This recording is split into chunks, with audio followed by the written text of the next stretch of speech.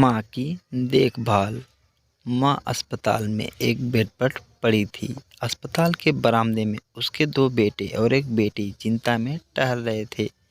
भाई बहन को अपनी माँ के लिए सेहत की चिंता तो थी, लेकिन उससे भी ज़्यादा चिंता इस बात की थी कि अब माँ को अपने साथ कौन रखेगा। जब तक माँ स्वस्थ थी, वह इन तीनों से अलग अपने पुराने घर में रहती थी, लेकिन अब ऐसा करना खतरे से खाली नहीं होता और ऐसा करने से समाज में तीनों बेटे बेटियों का नाम भी खराब होता।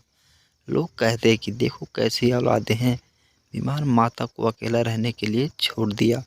1 घंटे से बिना कोई बातचीत किए वह तीनों अपने अपने विचारों में खोए हुए थे। फिर बहन ने चुप्पी तोड़ते हुए अपने बड़े भाई की तरफ देखते हुए कहा, भैया आप बड़े हैं, इसीलिए आपका कर्तव्य है कि माँ को ज़रूरत के समय आप रखें और उनकी देखभाल करें। छोटी बहन की बात सुनकर बड़े भाई ने पहले अपनी पत्नी की ओर देखा और बोला, मैं इस बात से बिल्कुल इनकार नहीं करता कि बड़े होने के नाते मेरा माँ की देखभाल करने का कर्तव्य है, लेकिन तुम तो जानती ही हो कि मैं और तुम्हारी भाभी दोनों ही जॉब करते हैं। ऐसी हालत में माँ के साथ किसी न किसी को हर वक्त उनकी देखभाल करने के लिए उनके साथ रहना पड़ेगा, जो हमारे लिए बहुत मुश्किल हो जाएगा। बहन, तुम तो पूरा दिन घर ही रहती हो, तुम माँ को अपने साथ क्यों नहीं रखती? पैसों की चिंता मत करना, जो भी खर्चा आएगा मैं दे दूंगा। सुशील भैया, आप तो जानते ही हैं कि मैं माँ से कितना प्यार करती हूँ, लेकिन आप यह भी जानते हैं कि मेरे ससुराल वाले कैसे हैं। मैं यह बिल्कुल बर्दाश्त नहीं कर पाऊंगी कि कोई मेरी माँ को और मेरे भाइयों को भला बुरा कहे। इसीलिए अच्छा यही होगा कि माँ को अनिल भाई के यहाँ रखा जाए।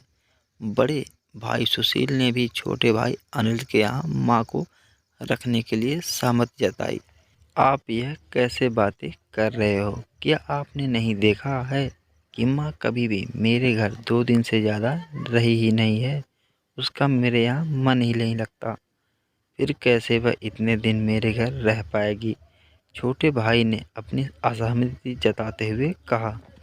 इससे पहले कि इस चर्चा का कोई नतीजा निकल पाता, एक नर्स वहां दौड़ते हुए आई और कहने लगी, क्या आप ही वार्ड नंबर 4 में भर्ती मरीज के रिश्तेदार हैं? आपको डॉक्टर साहब अंदर बुला रहे हैं। सभी घबरा गए और दौड़ते हुए डॉक्टर के पास पहुंचे। डॉक्टर ने उनसे हाथ जोड़ते हुए कहा, आई एम सॉरी, मैं आपकी माता जी को नहीं बचा पाया। डॉक्टर की इस खबर ने सबके चेहरे पर झूठी मूठी दुख की परत तो चढ़ा दी थी, लेकिन सभी के दिल के किसी कोने में इस बात की खुशी भी छुपी हुई थी कि अब उन्हें माँ को नहीं संभालना पड़ेगा और माँ की वजह से उन्हें परेशान नहीं होना पड़ेगा। दोस्तों, छोटी सी यह इमोशनल कहानी ही समाज का सत्य है। यहाँ लोग ऊपर से जो दिखाते हैं वह अंदर से नहीं होते। जो माँ बाप अपने 4-4 बच्चों को बिना किसी शिकायत के बड़ी आसानी से संभाल पाते हैं, आगे चलकर ज़रूरत पड़ने पर यही 4 बच्चे मिलकर भी उन्हें नहीं संभाल पाते। बच्चों को यह बात नहीं भूलनी चाहिए, जैसा वह बोएंगे वैसा ही तो काटेंगे।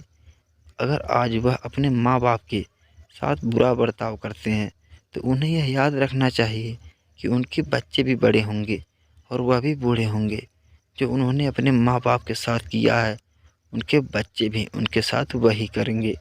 दोस्तों, अपने दिल से छल कपट निकाल दीजिए और सच्चे मन से अपने माता पिता की, अपने बुजुर्गों की सेवा कीजिए।